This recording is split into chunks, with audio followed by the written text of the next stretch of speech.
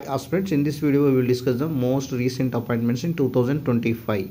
New chairman of UPSC. First UPSC అంటే ఏంటంటే union public service commission. Union public service కమిషన్కి కొత్త chairman ఎవరంటే డాక్టర్ అజయ్ కుమార్. ఈయన 15th May 2025లో చార్జ్ తీసుకోవడం జరిగింది. అంటే యూపీఎస్సీ అంటే యూనియన్ పబ్లిక్ సర్వీస్ కమిషన్, దాని యొక్క చైర్మన్ ఎవరంటే doctor Ajay Kumar. New chief of election commission of India.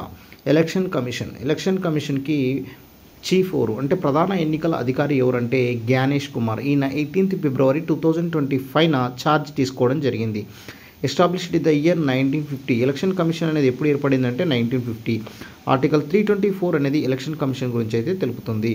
New personal secretary to PM Modi యొక్క వ్యక్తిగత కార్యదర్శిగా ఎవరు నియమితులయ్యారంటే నిధి తివారీ. March 29, 2025న అపాయింట్ అయ్యారు. Current Lokpal chairperson of India. Current Lokpal chairperson ఎవరంటే అజయ్ కే మాణిక్రావు ఖాన్విల్కర్. ఈయన సెకండ్ చైర్పర్సన్. ఫస్ట్ చైర్పర్సన్ వచ్చేసరికి జస్టిస్ పినాకి చంద్రఘోష్.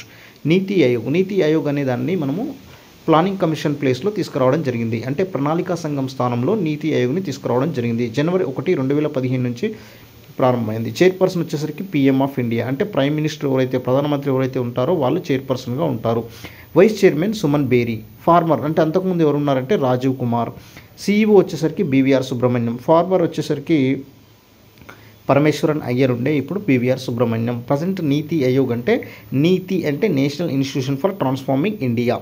ఎప్పుడు January 1, 2015 నుంచి ప్రారంభమైంది. చైర్పర్సన్ ఎవరు PM of India. Vice chairperson ఎవరు సుమన్ బేరీ. సిఇఓ ఎవరు BVR Subrahmanyam. Chairman of DRDO అంటే defence research and development organisation యొక్క చైర్మన్ ఎవరంటే డాక్టర్ సమీర్ వి కామత్. ఈయన 26 August 2022 నుంచి 2025 వరకు మరియు 2025 నుంచి 2026 వరకు అయితే పనిచేయనున్నారు. ఎవరంటే defence research development organisation, established in the year 1958. తరచూ మనం వార్తల్లో సిబిఐ అని వింటుంటాం కదా. ఆ సిబిఐ అంటే సెంట్రల్ బ్యూరో ఆఫ్ ఇన్వెస్టిగేషన్. దాని డైరెక్టర్ ఎవరంటే ప్రవీణ్ సూద్. ప్రవీణ్ సూద్. ఈయన సెకండ్ టర్మ్ అంటే ఫస్ట్ టర్మ్ ఆయనే చేశాడు, తర్వాత సెకండ్ టర్మ్ కూడా కొనసాగుతున్నాడు. May 24, 2025 నుంచి 2026 వరకు ఉండనున్నారు. నెక్స్ట్ రా అంటే రీసెర్చ్ అండ్ అనాలిసిస్ వింగ్. దీని యొక్క చీఫ్ ఎవరంటే పరాగ్ జైన్. July 1, 2025న ఈయనైతే ఛార్జ్ తీసుకోవడం జరిగింది. ఈయన 2 years వరకు ఉంటాడు. Chairman of 23rd law commission. 23rd law commission యొక్క చైర్మన్ ఎవరంటే Dinesh Maheshwari. 23rd law commission chairman ఎవరంటే Dinesh Maheshwari. New chairman of NHRC అంటే నేషనల్ హ్యూమన్ రైట్స్ కమిషన్, తెలుగులో జాతీయ మానవ హక్కుల కమిషన్. దీని యొక్క చైర్మన్ ఎవరంటే వి రామసుబ్రహ్మణ్యం. యాక్చువల్గా ఎన్హెచ్ఆర్సీ చైర్మన్ యొక్క పదవీ కాలం 3 సంవత్సరాలు. అయితే ఈయన 2024 నుంచి 2027 వరకు పనిచేయనున్నారు. ఎన్హెచ్ఆర్సీని 1993లో ఎస్టాబ్లిష్ చేయడం జరిగింది. ఫస్ట్ చైర్మన్ వచ్చేసరికి Ranganath Mishra. Second principal secretary to PM మోడీకి సెకండ్ ప్రిన్సిపల్ సెక్రటరీ ఎవరంటే శక్తికాంత దాస్. ఈ శక్తికాంత దాస్ ఇంతకుముందు ఆర్బీఐ గవర్నర్గా పనిచేశారు.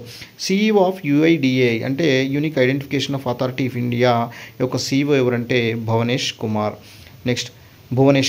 who appointed as the 9th chairperson of National Commission for Women by the Union Government. ఇక్కడ ఎన్సీడబ్ల్యూ అంటే ఏం లేదు, జాతీయ మహిళా కమిషన్కి 9th చైర్పర్సన్ ఎవరంటే విజయ కిషోర్ రహట్కర్. ఈమె కన్నా ముందు ఎవరు పనిచేశారంటే రేఖా శర్మ. పదవి కాలం వచ్చేసరికి 3 సంవత్సరాలు. అక్కడ మనకు ఎన్హెచ్ఆర్సీకి 3 సంవత్సరాలే, అదేవిధంగా ఎన్సీడబ్ల్యూకి కూడా 3 సంవత్సరాలు. ఈమె 2024 నుంచి 2027 వరకు ఎన్సీడబ్ల్యూ యొక్క చైర్మన్గా పనిచేయనున్నది. అంటే నేషనల్ కమిషన్ ఫర్ ఉమెన్గా చైర్మన్గా పనిచేయనున్నది. అయితే ఇక్కడ మనం డిస్కస్ చేసేటటువంటి current affairs most important for all competitive exams. వీడియోని ఎక్కడ స్కిప్ చేయకుండా చూడండి, అవసరమైతే నోట్స్ రాసుకోండి. Okay, thank you.